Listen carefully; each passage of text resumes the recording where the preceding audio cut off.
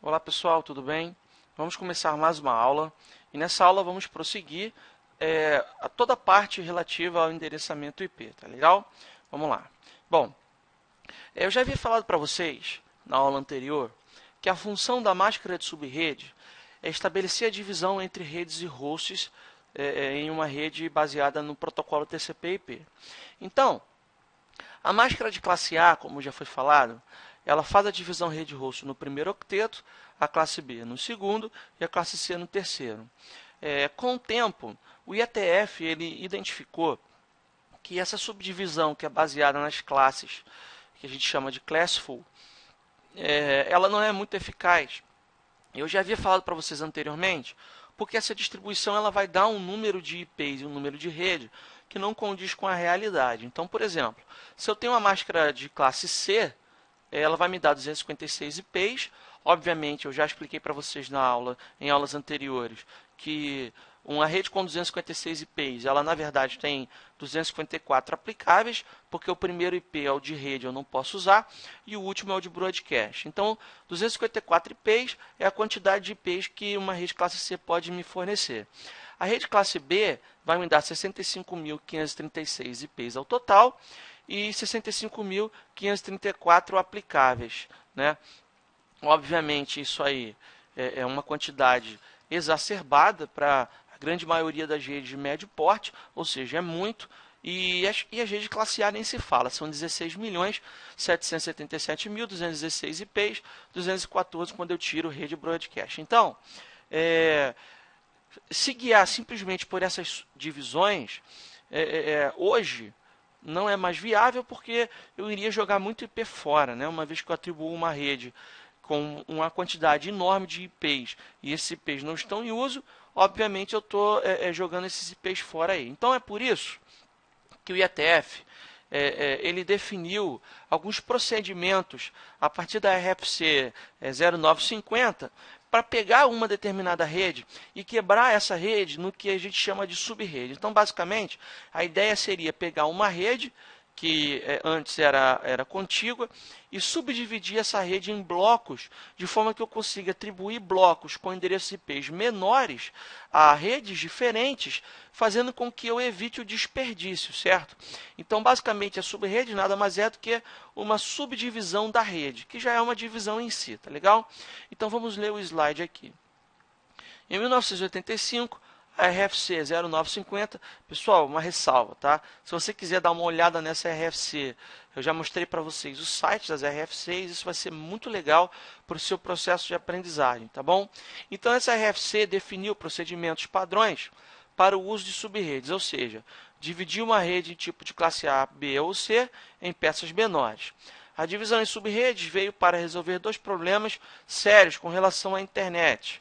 Primeiro, as tabelas de roteamento começavam a crescer e ficar mais complexas, e os administradores de redes tinham que pedir novos números de IPs quando quisessem instalar novas redes dentro do seu site. Quando criamos subredes, estamos segmentando a nossa rede em redes lógicas distintas, tá?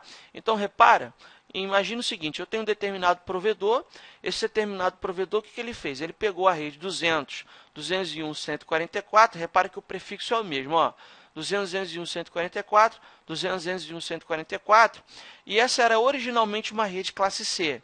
Ele pegou essa rede, quebrou essa rede em 4 pedaços, eu vou mostrar para vocês o cálculo para fazer esse tipo de segmentação, em um pedacinho ele deu para esse cliente, que é chamado aqui na nossa imagem cliente X, e em outro pedacinho ele deu para o outro cliente, que a gente está chamando de cliente Y. Ou seja, ao invés dele dar essa rede 200, 201, 44 para um único cliente, ele conseguiu quebrar ela em um pedacinho para dar um pedaço para esse cliente e um pedaço para esse, ou seja, fazendo uma distribuição mais concisa e eficaz e evitando assim o desperdício de endereços IP, tá? Então, podemos segmentar uma rede TCP/IP para obtermos uma otimização de recursos de rede. Segmentar a rede significa dividir o tráfego dentro da rede. Se criarmos, por exemplo, dois segmentos lógicos dentro de uma rede, mesmo que estes dois segmentos estejam fisicamente interligados, a transmissão vinda de uma máquina do segmento não vai atingir as máquinas dos outros segmentos. Então, fazer a segmentação a nível de camada 3 também é interessante porque aumenta o desempenho. E eu, inclusive, já havia falado um pouco sobre isso na aula de VLAN, tá? Bom, Nesse caso, a segmentação irá depender de um roteador para comunicação. Como eu já falei, se eu preciso segmentar a minha rede em segmentos de rede diferentes, obviamente eu preciso de um roteador ali para estabelecer a comunicação. Então, a segmentação, obviamente, ela me dá performance, porque eu divido aí o domínio de broadcast da minha rede. Ela me dá segurança, porque muitos vírus eles se propagam por broadcast, né? Ela também me dá economia de IP, porque eu desperdiço menos IPs, e simplifica também a tabela de roteamento.